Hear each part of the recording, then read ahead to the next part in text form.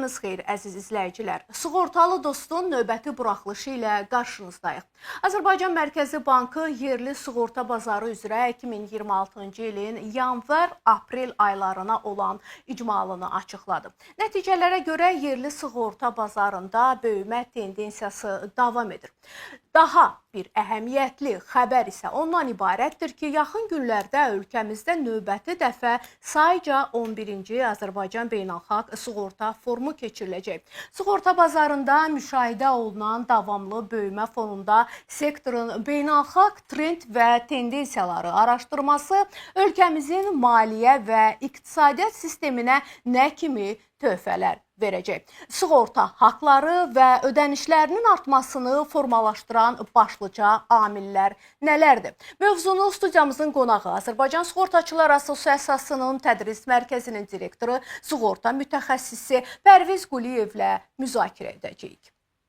Pərviz müəllim, xoş gəlmisiniz studiyamıza, sizi salamlayıram.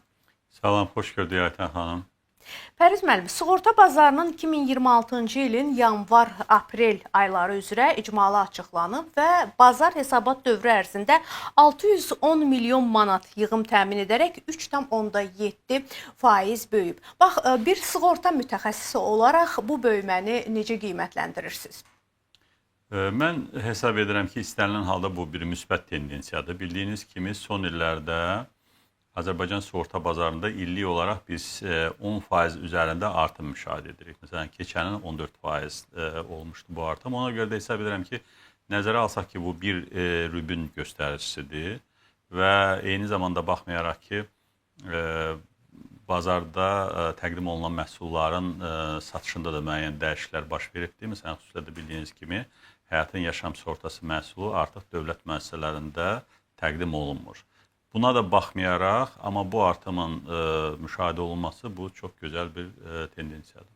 Pərviz müəllim, hesabat dövrü ərzində sığorta ödənişlərinin də artmasını görürük. Belə ki, hesabat dövründə baş vermiş sığorta hadisələrinə görə 304 milyon manat ödəniş edilib ki, bu da ötən ilin yanvar-aprel ayları ilə müqayisədə 31,6% çoxdur. Bax, bu artım nəyin və hansı amillərin nəticəsidir? Burada mən deyərdim ki, Aytən xanım, xüsusilə də bu dövrə təsadüf edən, bundan öncə qeyd etdiyim həyatın yaşam sığortası müqavilələrinin başa çatma müddəti bu təsadüf edə bilər. Təbii ki, bilirsiniz ki, burada ödənişlərin həcmi müqavilədə göstərilən sığorta məbləği həcmində, yəni həyata keçirilir. Burada kifayət qədər digər məhsullardan fərqli olaraq ödənişlər, yəni böyük həcmdə olur. Ona görə də burada həm başa çatmış yaşam sığortası müqavilələrinin ödənişi ilə bağlı burada amilləri qeyd etmək olar. Eyni zamanda nəzərə alsaq ki, bazarda artım var və bu artımla da bağlı təbii ki, nə qədər çox müqavilə imzalanırsa, ona uyğun olaraq da hadisələrin baş verməsi ehtimalı da artır. Bax, mən hesab edirdim ki, bu artım tendensiyası eyni zamanda ödənişlərdə də özünü bir üzə verir. Siz həyat sığorta növləri haqqında danışdınız qısa olaraq və yığımlarda həyat və qeyri-həyat sığorta bazarının icmal nəticələrinə nəzər yetirsək görürük ki, hesabat dövründə həyat sığortası bazarı 9,9% və qeyri-həyat sığortası bazarı isə 4,7% böyüyüb. Bax, ayrı-ayrılıqda səcəlləndirsək və müqayisəli təhlil aparsaq, vətəndaşlarımızın həyat və ayrılıqda qeyri-həyat sığortası növlərinə marağı və yanaşmasını necə qiymətləndirmək olar? Əslində, bu qeyd etdiyimiz ümumi artım tendensiyasının bir hissəsidir. Yəni, burada əlbət ki, yeni imzalanan müqavilələr də əsas rol oynayır. Eyni zamanda, məsələn, həyat sığortasında siz qeyd etdiyiniz kimi daha çox artım müşahidə olunur, nəinki qeyri-həyat sığorta sinifləri üzrə. Ona görə də belə çıxır ki, burada da həyatın yaşam sığortası hansı ki, könüllü məhsul olaraq o kommersiya qurumlarında çalışan əməkdaşlar üçün aktiv olmaqda davam edir və yeni müqavilələrin sayı artır. Yəni, bu da təbii ki, artıma təsir edir. Eyni zamanda yeni müqavilələr imzalanır. Əlbət ki, burada yeni müqavilələr fərqli sığorta sinifləri ilə bağlıdır. Ona görə də həm həyatda, həm qeyri-həyatda artımı mən xüsusilə də əlaqələndirəm yeni müqavilələrin imzalanmasına. Bu da çox yaxşı bir tendensiyasıdır. Deməli, illərlə aparılan maarifləndirmə strategiyası, təbliğat, yəni bunlar öz deməli bəhrəsini verir. Yəni bu artımın əsas mən deyərdim ki, səbəbləri bununla bağlıdır. Yəni düşünürsünüz ki, artıq vətəndaşımız sığorta məhsulları haqqında daha çox məlumatlıdır və sığorta məhsullarının bir növ faydasını gördüyü üçün daha çox müraciət edib. Fiziki şəxslər, eyni zamanda korporativ müştəriləri biz qeyd edə bilərik. Yəni yığımlarda təbii ki, onun strukturunu biz araşdırsaq onu ayıraraq da qeyd etmək olar ki, həm korporativ müştərilərdə artımlar müşahidə olunur, eyni zamanda fərdi müştərilərdə və bu da dediyim kimi onun nəticəsidir ki, bəli, ildən ilə sığorta məlumatlığının artırılması nəticəsində aparılan təbliğat, maarifləndirmə tədbirləri nəticəsində insanlarda sığortaya maraq daha da artır.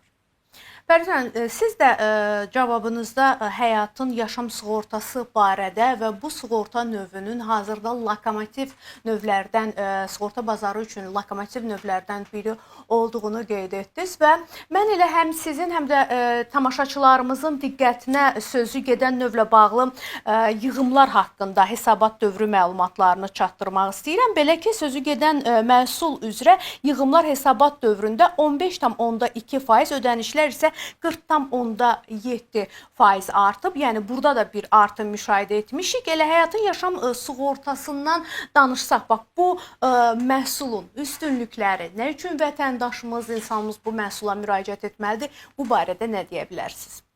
Çox maraqlı sualdır. Aytən xanım, ümumiyyətlə həyat sığorta məhsulları içərisində illərdir ki, həyatın yaşam sığortası sinfi üzrə olan biz qısa şəkildə ona həyatın yığım sığortası deyirik. O yığım sığortası ən populyar məhsullardan biridir. Bunun üstünlüyü təbii ki, digər siniflərdən ondan ibarətdir ki, bu bir investisiya məhsuludur. Yəni, bura qoşulmaq üçün mütləq şəkildə insanlar hansısa bir şəkildə əmək müqaviləsi olmalıdır, çalışmalıdır və aylıq olaraq aldığı əmək haqqı da müəyyən bir məbləğ, indiki qaydalarla maksimum 45% həcmində bura qoşulmaq mümkündür. Bir yığım baş verir, yəni minimum 3 illik bir müqavilədir. Belə çıxır ki, 36 ayın nəticəsində toplanan məbləğ bütöv şəkildə sığortalıya qaytarılır. Eyni zamanda sığortalının burada marağı ondan ibarətdir ki, həmin o ödənilən məbləğin içərisində olan vergiyə gedəcək, yəni deməli gəlir vergisinə cəlb olunacaq məbləğ, eyni zamanda sosial müdafiə ayırması ki var, biz hal-hazırda onu da həm özəl şirkətlərdə bu bilirsiniz ki, təxminən deməli 25% həcmində olur. Yəni həm işə götürənin hesabına bu ödənilir, eyni zamanda sığortalının özünün əmək haqqısından bu ödənilir. Belə çıxır ki, toplam 25% həcmində bir gəlirlik var. Düzdür, əvvəlki illərdə vergi məcəlləsində dəyişiklik baş verənə qədər bu gəlirlik daha yüksək idi. Amma bu son illərdə hal-hazırda mövcud qaydalara görə ancaq özəl şirkətlərdə çalışanlar bu məhsula qoşula bilərlər. Bunu öncə də qeyd etdim. Ona görə də burada gəlirlik 25% həcmində minimum təmin olunur. Əlavə olaraq sığorta şirkəti burada bir təxminən 3% həcmində əgər manatla müqavilə imzalanıbsa əlavə gəlirlik təmin edir. Təxminən belə çıxır ki, 28% həcmində bir gəlirlik var. Bunu da müqayisə etdiyimizdə digər başqa instrumentlərlə bu çox yüksək gəlirlikdir. Yəni ən azı biz müqayisə etsək ki, bank depozitində biz nə qədər qazana bilirik? Burada təxminən gəlirlik 10%, 11% civarında olur. Ona görə də gördüyünüz kimi həmin sığortalıları, yəni buna qoşulan sığortalıları maraqlandıran birinci bu məhsulun yüksək gəlirli olmasıdır. Eyni zamanda bu bir sığorta məhsuludur. Yəni burada üstünlüklərdən biri də ondan ibarət ki, təbii ki, sığortanın öz qaydaları var. Burada ölüm riski də var. Yəni sığortalının hər hansı bir səbəbdən əgər müqavilə dövründə həyatını dəyişmiş olarsa, orada nəticə itibarilə nəzərdə tutulmuş son deməli hədəf məbləğ nədirsə, yəni 3 ilin tamamında nəyi almalı idisə sığortalı, o müddətin ortasında və yaxud da hansısa bir hissəsində 3 ilin tamam olması artıq gözlənilmir. Yəni o hədəf məbləğ onun ailə üzvlərinə və yaxud da varislərinə ödənilir. Ona görə də bu da bir təbii ki, sığorta fəlsəfəsidir. Yəni üstünlükləri əsas ondan ibarətdir ki, dediyim kimi çox yüksək gəlirli bir investisiya instrumenti kimi, yəni bunu tanıyan, bilən insanlar, vətəndaşlar bunu dəyərləndirirlər. Ona görə də bura ildən ilə artım müşahidə olunur, yəni qoşulanların sayı çoxalır. Və bu məhsulun xüsusiyyətlərindən biri də odur ki, adətən sığortaçılar və sığortalılar ödənişi almaq üçün hər hansı bir sığorta hadisəsinin baş verməsini gözləyirlər, amma bu məhsulda bir növ deyək, sığorta hadisəsi gözəlliklə baş verir. Yəni hər hansı bir bədbəxt hadisənin yaxud xoşagəlməz hadisənin, qəzanın baş verməsinə ehtiyac olmur. Sadəcə təyin olunmuş zaman bitir və vətəndaş sığorta ödənişini almış olur. Bəli, tamamilə haqlısınız. Yəni sığorta dilində elə ödənişin verilməsi özü də hadisə adlanır. Yəni amma xoş bir hadisədir. Digər sığorta növlərindən fərqli olaraq. Bəli, artıq sığortalı heç bir çətinliyə düşmür. Xüsusilə ona görə də bu növ mən deyərdim ki, həm sığortaçılar arasında, həm də sığortalılar arasında ən sevilən və ən pozitiv yadda qalan növlərdən biridir. Digər bir populyar növ haqqında da sizə sual vermək istəyirəm. Pərviz müəllim, bu təbii ki, avtoicbari növdür. 100%-ə yaxın bir penetrasiyası müşahidə olunur bu növlə bağlı ölkəmizdə və bu çox yaxşı haldır və bu növlə bağlı da bir rəqəmi tamaşaçılarımızın diqqətinə çatdırmaq istəyirəm. Hesabat dövründə 57,5 milyon manat təşkil edib bu növ üzrə demək sığorta yığımları. Bu artımın formalaşmasında səbəbləri bir sığorta mütəxəssisi kimi nələrdə görürsünüz? Ümumiyyətlə avtoicbari növün bizim sığortalılarımıza verdiyi üstünlüklər nədən ibarətdir? Əlbəttə ki, burada artım, siz öncə qeyd elədiniz ki, bu yeganə bizdə olan sığorta məhsuldur ki, burada 100% penetrasiya var. Yəni, aidiyyəti olan bütün şəxslər, xüsusilə də konkret məhsuldan söhbət gedirsə, avtonəqliyyat vasitələri sahibləri bunu mütləq şəkildə almalıdır. Ona görə ki, biz sığortasız küçəyə yola çıxdığımızda avtomatik olaraq biz deməli, yol polisi tərəfindən saxlanıla bilərik, cərimələnə bilərik. Ona görə də burada nəzarət mexanizmi də rol oynayır ki, burada 100% bir penetrasiya var. Çünki digər başqa bildiyiniz kimi icbari sığorta növlərində belə bir penetrasiya yoxdur. Ona görə də burada artım bir mənalı şəkildə onunla bağlıdır ki, ölkəyə gətirən avtomobillərin sayı son illərdə çoxalıb. Yəni yeni avtomobillər, yeni avtomobillərdən söhbət gedir. Yəni həm yeni, həm istifadədə olmuş avtomobillər, təbii ki, bildiyiniz kimi müəyyən bir məhdudiyyət var ki, o ildən aşağı buraxılış olan avtomobillər ölkəyə buraxılmır. Bildiyiniz kimi bu standartlar artıq bizdə tətbiq olunubdur. Amma xüsusilə də son illərdə Azərbaycana gətirilən avtomobillər, xüsusilə də ən çox bildiyiniz kimi Çin istehsal olan avtomobillərdir ki, bunlar çox rəqabətli avtomobillərdir. Onların xüsusilə kütləvi gətirilməsi nəticəsində Azərbaycanda avtomobil parkının sayı artıb və bunun da nəticəsində bildiyiniz kimi avtomobilin icbari sığortası, yəni bir məhsul olaraq daha çox satılır və ondan toplanan təbii ki, sığorta yığımları da avtomatik olaraq daha çox artım tendensiyasında müşahidə olunur. Bu əslində daha çox sığortalıların sevdiyi bir məhsul olmalıdır. Çünki birbaşa olaraq öz məsuliyyətlərini sığortalayırlar və bu zaman hər hansı bir qəza zamanı özlərini sığortalamış olurlar və qarşı tərəfə vurulan zərər bir növ onlara vurulan maddi zərərə çevrilmir. Amma avto sığorta ilə bağlı daha bir növ və düşünürəm ki, əslində sürücülərin yetərincə çox sevdiyi və son zamanlarda da aktivliyi, sığortalanma aktivliyi artan bir növ də bu kasko sığortalardır. Kasko sığortalarla bağlı nə deyə bilərik? Mən bir rəqəmi də nəzərinizə çatdırım. Belə ki, bu sığorta növü üzrə 23 milyon manat sığorta haqqı toplanıb. Bu yəqin ki, o deməkdir ki, artıq kaskoya müraciət edən sürücülərin sayı artıb. Əslində mən kasko ilə bağlı çox da nikbin danışmazdım. Çünki kasko sığortasında bizim mövcud avtoparkın əgər sayına nisbətdə baxdığımızda təxminən statistika onu deməyə əsas verir ki, təxminən 3% həcmində bir avtomobillərin kasko sığortası var. Yəni bu, məsələn, deyək ki, qonşu Türkiyə ilə müqayisə etdikdə orada bu rəqəm təxminən 30%-ə yaxındır. Təbii ki, Avropa dövlətlərinə biz getdiyimizdə orada daha yüksəkdir. Məsələn, xüsusilə də deyək ki, Qərbi Avropada bu rəqəm hətta bəzi ölkələr var ki, orada 100%-ə yaxındır. Məsələn, deyək ki, Almaniyada kasko sığortası, xüsusilə də orada bir məşhur deməli məhsul var, hansı ki bizim icbari kimi tanıdığımız avtomobilin icbari sığortası, yəni üçüncü tərəf qarşısında məsuliyyət sığortası ilə kasko sığortası bir yerdə satılır, bir məhsuldur. Yəni bu həm eyni zamanda o sürücülərə imkan verir ki, öz məsuliyyətini sığortalasın. Eyni zamanda kasko sığortası bildiyiniz kimi bu bir gövdə sığortasıdır. Burada da avtomobilin digər başqa risklərinin sığortası nədir? Ona görə də bizdə bunun üçün mən hesab edirəm ki, hələ də biz çox işlər görməliyik, xüsusilə də kasko sığortasının təbliğatı ilə bağlı. Əlbəttə ki, burada müəyyən instrumentlər var ki, məsələn, xüsusilə də deyək ki, kasko sığortanın tanıtılması üçün ümumiyyətlə hər hansı bir ümumiyyətlə sığortalının sığorta məhsulunu sevməsi üçün yaxşı bir təcrübə olmasa da, amma hadisənin olmasından sonra nədənsə maraq yaranır.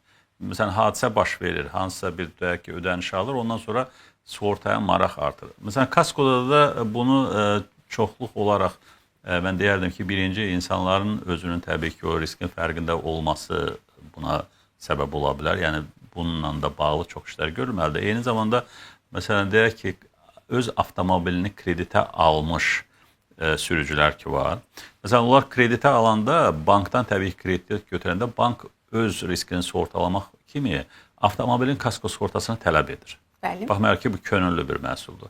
Bax, bu halda çox yaxşı haldır ki, əgər bu kütləvi olsa, yəni düzdür, bütün banklar bunu etmir, çünki bankların bəziləri deyir ki, mən müştərini əgər bu kaskoya cəlb eləsəm, o əlavə xərcə düşəcəkdir, yüklənə biləcəkdir, amma təbii ki, burada birinci marağı onun ilə öz marağı olmalıdır ki, öz riskini sığortalamalıdır. Və buna görə də o krediti bağlayana qədər ki, onun kaskosu var, o növbəti mərhələ üçün avtomobili təbii ki də sürücüsü olacaq, sahibi olacaqdır. O artıq kaskonu tanımış olur. Hətta bir hadisəsə baş verdiyində o başa düşür ki, onun mütləq qaydada hadisəsinə görə sığorta ödənişi həyata keçirəcəkdir və yaxud da hadisəsi olsa keçirilibdir və bundan sonra artıq o kaskoya olan marağı daha da artır. Mən deyərdim ki, bax, bununla bağlı daha çox iş görülməlidir. O kaskonun tanıtımı ilə bağlı daha çox tədbirlər olmalıdır, daha çox instrumentlər olmalıdır ki, insanlar başa düşməlidir ki, məsələn, 20 minlik, 30 minlik, 50 minlik, 100 minlik avtomobilin hadisəsi olanda ən azı o həcmə qədər, onun yarısı həcmində, hansısa bir hissəsində xərci çəkmək kimi hamının imkanı olmur. Amma bu, təbii ki, sığortası olduğunda, sığorta şirkəti bunu az bir zamanda o xərcləri ödəyir. Ona görə də kasko ilə bağlı olan rəqəmlər, mən hesab edirəm ki, bu mövcud potensialın çox az bir hissəsidir və bunu da xüsusilə də təbliğat, maarifləndirmə yolu ilə daha da artırmaq üçün tədbirlərin sayı çox olmalıdır. Xüsusilə də sığorta şirkətləri burada onların üzərində məsuliyyət düşür ki, bu işləri birbaşa onlar görməlidir.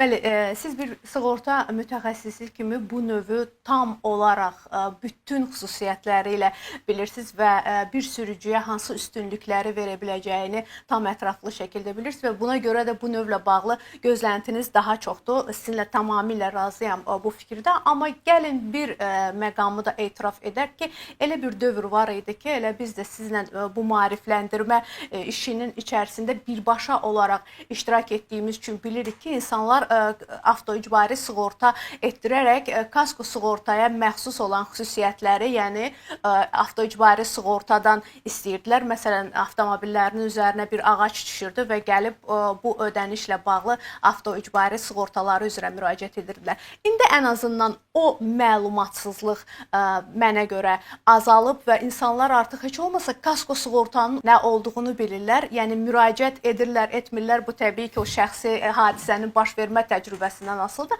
Amma düşünürəm ki, maraq və məlumatlılıq nisbətən artıb. Bir də ki, bizim avtoparkımızın yenilənməsi ilə bağlı da məncə kasko sığorta özünü gündəmə gətirir. Çünki yeni avtomobillərin qayğısına daha çox qalırlar sürücülər. Haqlısınız, Aytən xanım. Əlbəttə ki, yeni avtomobillərdə bunlar da xüsusilə olaraq da hər bir kəsin aktividir, fərqi yoxdur. Bu fərdi müştəridir, yoxsa korporativ şirkətlərə məxsus olan avtomobillərdir.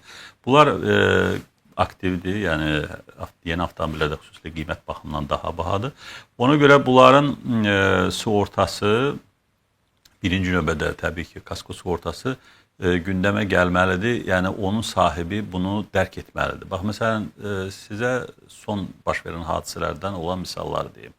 Bakı şəhərində yağan güclü yağışlar nəticəsində hətta şəhərin özündə və Bakı ətrafında olan qəsəbələrdə gördünüz nə qədər ərazilər suyun altında qaldı və eyni zamanda o suyun içərisinə girən nə qədər avtomobillər vardı. Məsələn, deyək ki, elə ərazilər vardı ki, orada onlarca avtomobil suyun altında qaldı, yəni yararsız vəziyyətdə düşdü. Təbii ki, o avtomobillərin əgər kasko sığortası olmuş olsaydı, o şirkət onu tam qarşılayacaqdı. Məsələn, o avtomobillərin su basması nəticəsində deməli, onların elektrik sistemi sıradan çıxdı. Hətta bəzi o yeni qeyd elədiyimiz avtomobillər ki var, bilirsiniz ki, onların çoxu batareykalarla işləyir. Yəni, hibrid formada olanlar var, yarı deyək ki, elektrik, yarı yanacaqla işləyən avtomobillərdə. Onların o batareykaları təsəvvürə gətirin ki, avtomobilin alt hissəsində yerləşdiyinə görə birinci növbədə o su basanda o həmin batareykalar olan hissələr suyun altında qaldı.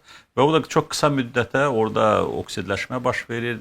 Yəni, müəyyən bir o kimyəvi proseslər nəticəsində o batareykalar da öz funksionallığını itirir və yaxud da ki, tam sıradan çıxır və bu birbaşa həmin o hadisədir ki, kasko sığortası təminatının altına alına bilər. Nə gözəl. Yəni, bu su basma. Və yaxud da ki, siz qeyd elədiyiniz kimi, təbiət hadisəsi baş verdi, külək oldu, ağac düşdü üstünə və yaxud da ki, istənilən bir toqquşma nəticəsində korpusuna, gövdəsinə dəyən zərər, bunlar hamısı qarşılanır avtomobilin dəyəri çərçivəsində. Və yaxud da ki, oğurluq halları ola bilər. Düzdür, şükürlər olsun ki, Azərbaycanda bu son illərdə belə kriminal hallar demək olar ki, çox azdır. Amma avtomobilə oğurluq halında dəymiş ziyan ola bilər və yaxud da üçüncü şəxslərin qəsdi hərəkəti ola bilər ki, avtomobil ziyan çəkə bilər və s. və bunlar hamısı kasko sığortası təminatı altındadır. Ona görə də hesab edirəm ki, bu kasko sığortasının faydalarını həm biz, ümumiyyətlə sığorta şirkətləri, bunlar dayanmadan, yəni davamlı şəkildə o qədər getməlidir. Çünki məsələn, bugün sürücü olan, ola bilsin ki, sabah sürücü deyil. Axı, yeni sürücü nəsildə ortaya çıxır. Məsələn, gənc insanlar sürücülük vəsiqəsi alır, onlar da avtomobil sahibinə çevirirlər.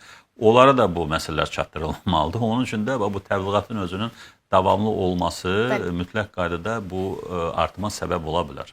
Yəni, hesab edirəm ki, burada çox ciddi sistemli işlər aparılmalıdır. Tamamilə doğrudur və bütün sığortaçılarımızla söhbətlərimiz zamanı istər sığortalı dost verilişi çərçivəsində, istər digər tədbirlər, konferanslar çərçivəsində sığortaçılarla, sığorta ekspertləri ilə söhbətimiz zamanı belə görünür ki, bu söhbətlərdən, bu istəklərdən sığortaçılar daha çox icbari növlərdən əlavə olaraq daha çox könüllü növlərin inkişafına meyillidirlər, bunu arzuluyurlar və insanların könüllü bir şəkildə sığortaya müraciət etməsini istəyirlər. Təbii ki, sizin də qeyd etdiyiniz kimi, burada təbliğat və təşviqat işləri çox böyük mənada əhəmiyyətlidir. Maarifləndirmə durmadan, dayanmadan aparılmalıdır ki, biz də elə sizlə hazırda Dost TV-nin efirində, bax, bu verilişdə, bu istiqamətdə öz işimizi görürük, öz vəzifəmizi bir növ yerinə yetiririk və könüllü sığortalardan danışmışkən istəyirəm bir növə diqqətinizi çəkim. Bu könüllü əmlak sığortası növüdür. Bax, bu növ yanğından və digər hadisələrdən bizim əmlakımızı, bizim daşınmaz əmlakımızı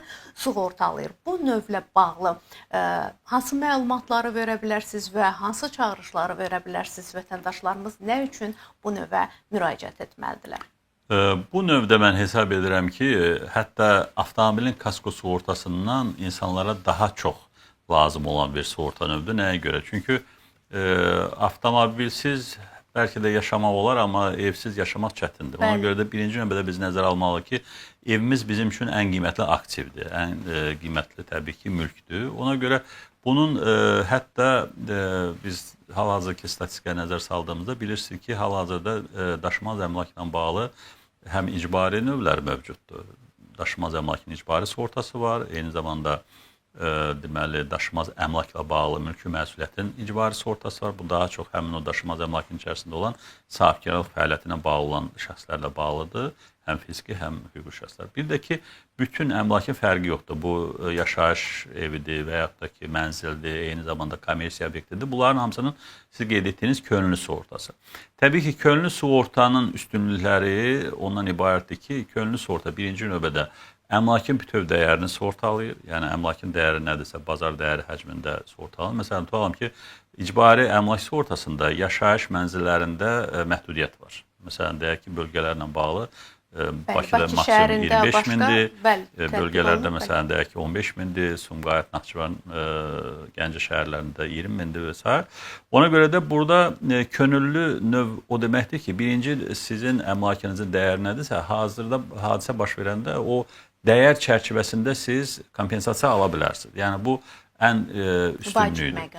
Eyni zamanda burada təbii ki bilmək lazımdır ki, hansı hallar var ki, o hallarda mən qoruna bilərəm. Yəni bizim əmlakla bağlı sığorta deyəndə birinci ağlımıza gələn təbii ki yanğın riskidir. Yəni bu həmişə var. Yanğın fərqli hadisələrdən baş verə bilir. İstər elektrik naqillərində qısa qapanma olsun, istər məsələn qaz plitələrindən baş verə bilər və yaxud da ki digər hansısa bir ehtiyatsızlıq ucbatından baş verə bilər. Yanğın riski daha çox əmlakda tətbiq olunan risklərdəndir. Daha çox sığortalanır. Və eyni zamanda burada əmlakın fərqli səbəblərdən zərər çəkməsi ola bilər. Bu təbiət hadisəsi ola bilər, bu üçüncü şəxslərin qəsdi hərəkəti ola bilər ki, əmlaka dəyən zərər ola bilər. Hər hansı bir deyək ki, məsələn, yol kənarında olan əmlakdır, ora avtomobil gəldi, çırpıldı, əmlaka ziyan dəydi. Yəni bu fərqli bir hadisə ola bilər.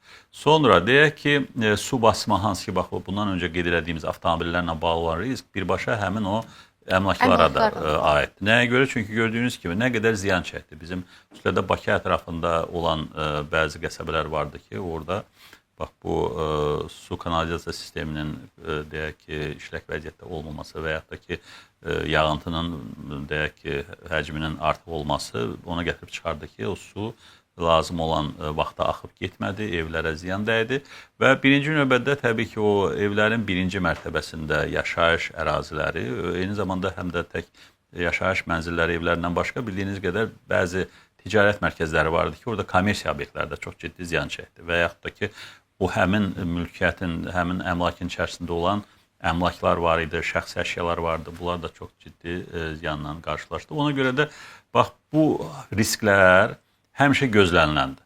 Yəni, biz əgər əmlakımızın könüllü sığortasından danışırıqsa, birinci növbədə başa düşməliyik ki, o əmlakı deməli, hər hansı bir səbəbdən biz itildikdə və yaxud da ki, ziyanla qarşılaşdıqda, həmişə də bizim imkanımız yoxdur ki, o ziyanı özümüz qarşılayaq. Yəni, ziyanın həcmi elə bir səviyyədə ola bilər ki, İstənilən bir vətəndaş nə qədər deyək ki, imkanı olsa da, nə qədər stabil həyat olsa da onu qarşılamaya bilər.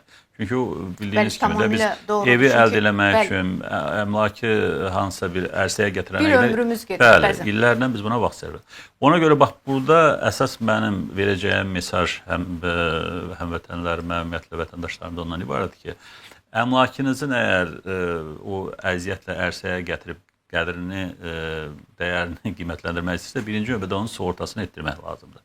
Məsələn, təsəvvürə gətirin ki, hətta bizim icbari sığortanı insanlarımızın çoxu almır. Baxmayaraq ki, onun da müəyyən bir kompensasiyası var, dediyim kimi məhdud bir həcmdə olmasına baxmayaraq, yenə də, məsələn, hadisələrin çoxu 25 mini keçmir Bakıda.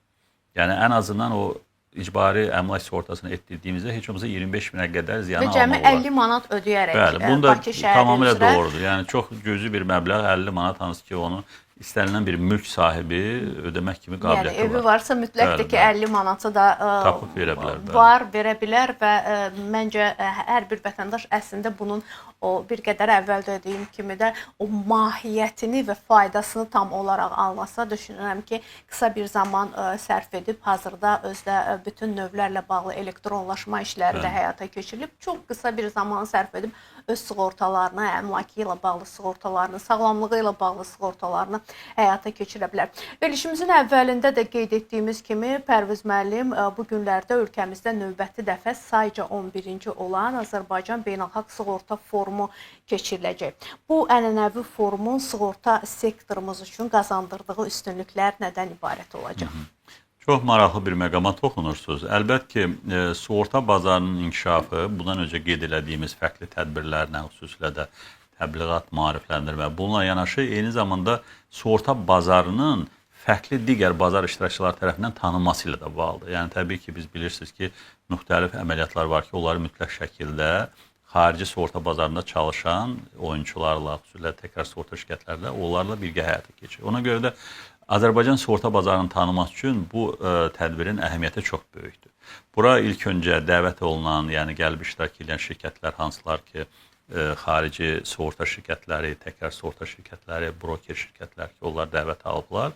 Onların təbii ki, marağı bu bazardan müəyyən bir əməkdaşlıq əldə etməkdir. Təbii ki, bazarı onlar öz üçün maraqlı hesab etdiyindən gəlirlər. Eyni zamanda bizim marağımız isə o əməkdaşlığı daha da möhkəmləndirməkdir. Məsələn, xüsusilə də ki, təkrar sığorta əməliyyatlarında bilirsiniz ki, bu çox vacibdir ki, böyük inam, etibar olmalıdır ki, şirkətlər bir-birinə böyük riskləri ötürə bilsinlər. O baxımdan da sizin nə qədər əməkdaşlığınız genişdirsə, nə qədər partnyorlarınız sayı çoxdursa, bu baxımdan da orada təbii ki, faydalar çoxdur. Ona görə də hesab edirəm ki, həm bu əməkdaşlığın, fəaliyyətin genişləndirməsi nöqteyi nəzərdən, eyni zamanda bura gələn hər bir spiker, hansı ki, tanınmış beynəlxalq dərəcəli peşəkarlardır, onların verdiyi təcrübə, bölüşdüyü o fəaliyyətlərində gördükləri keyslər, təcrübələr, bunlar bizim bazar üçün çox önəmlidir.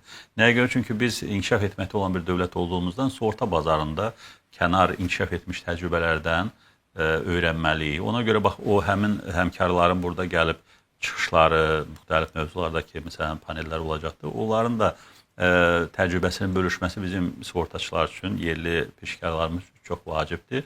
Və bax, burada gördüyünüz kimi faydalar çox tərəflidir. Ümumiyyətlə, sektor tərəfindən hansı mövzuların müzakirəsi nəzərdə tutulub? Əlbəttə ki, ildən ilə mövzular dəyişir. Yəni, bildiyiniz kimi tendensiyalara uyğun olaraq bu il çox maraqlı mövzular gözlənilir. Təbii ki, ən vaciblərindən mən qeyd etmək istərdim ki, Azərbaycan sığorta bazarının inkişafı ilə bağlı olan panel olacaqdır. Təbii ki, nələr bizim inkişafımıza dəstək ola bilər. Bundan bağlı xarici təcrübənin təbii ki, öyrənilməsi vacibdir. Eyni zamanda peşəkar tədrislə bağlı bir panel olacaqdır. Xüsusilə də burada dünyaca tanınmış bildiyiniz kimi CII institutu var. Bu İngiltərədə yerləşir. Onların rəhbər işçiləri paneldə spiker qismində iştirak edəcəklər. Sonra təbii ki, burada sağlamlıq sığortaları ilə bağlı mövzular müzakirə olunacaqdır. Eyni zamanda digər başqa sığorta növləri hamısı hesab edirəm ki, panellərdə müzakirə olunacaqdır. Və təbii ki, bax, bu mövzular, mən qeyd etdiyim mövzular xüsusilə də bizim üçün çox əhəmiyyətli mövzulardır ki, bunları biz gözləntilərimiz o müzakirələrdən çoxdur. Təşəkkür edirəm, Pərviz müəllim, ətraflı məlumat verdiniz bütün suallarla bağlı və son olaraq sizdən bizim vətəndaşlarımız üçün çağırışlarınızı, mesajlarınızı eşitmək istəyirəm.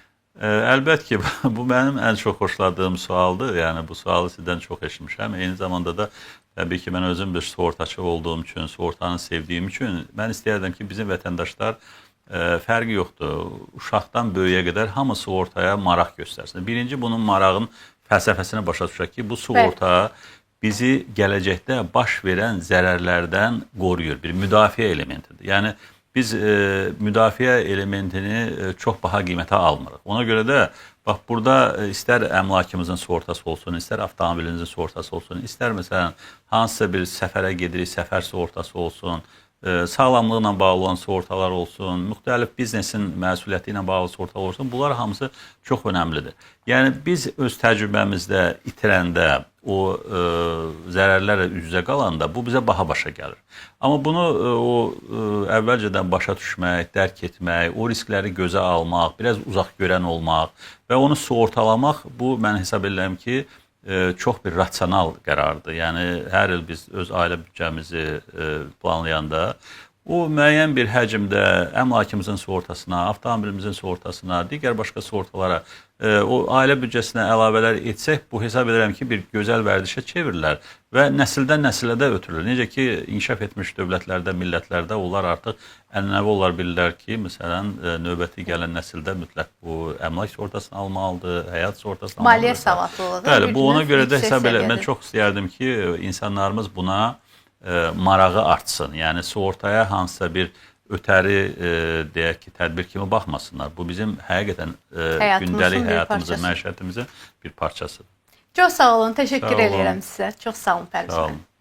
Belə əziz izləyicilər, sığortalı dostu izləyirdiniz. Müzakirələrimizdən belə aydın oldu ki, vətəndaşlarımızda sığorta vərdişləri tədricən və mərhələli şəkildə və davamlı olaraq formalaşmaqdadır. Mövcud bazarın böyüməsi də vətəndaşların, yəni mövcud və potensial sığortalıların aktivliyi ilə bilavasitə bağlıdır. Bəs sizin necə? Sığortanız varmı? Əmin olun ki, həyat sığorta ilə rahatdır.